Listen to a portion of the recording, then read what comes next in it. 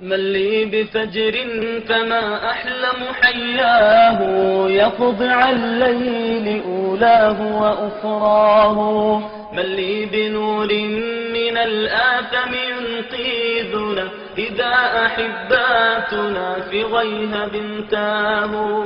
يا أيها الفجر كم لي فيك من آمل أرى برؤياته مض أضعناه.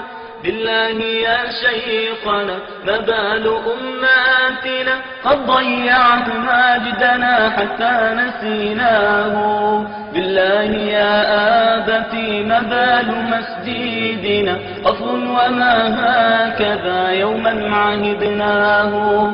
أين المصلون ماذا حل في بلدي وأين قدواتنا حقا فقدناه. ما بالنا يا أبي نمشي على مهل والغرب يا آبتي يحدو مطاياه. صغيرنا يا أبي يلهو بدنياته وشيخنا يا أبي غرته دنياه. نشكو إلى الله جهلا من أحباتنا نشكو إلى الله منهم ما لقيناه.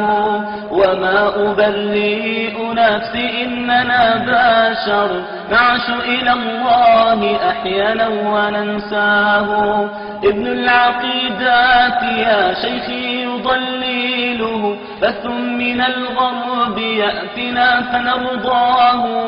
ابن العقيدات ثوب عز صاحبه وليس ينفعنا مهما اغتديناه. جراحنا يا أبي في كل ناحية وجسم أماتنا يشكو رزاياه. وفي فلسطين بنيات تعاتبنا فننزوي خاجلا مما فعلناه. لسنا الذين هتكنا عرضها أبدا لكننا في يد البغي تركناه. قل لي بربك عن أسباب محناتنا لربما ماجدنا المضي أعدناه.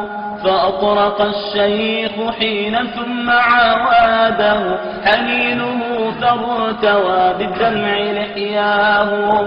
وقال قولات حاق لا نظير لها الله ضيعنا لما أضعناه. الله ضيعنا لما أضعناه. الله ضيعنا لما أضعناه.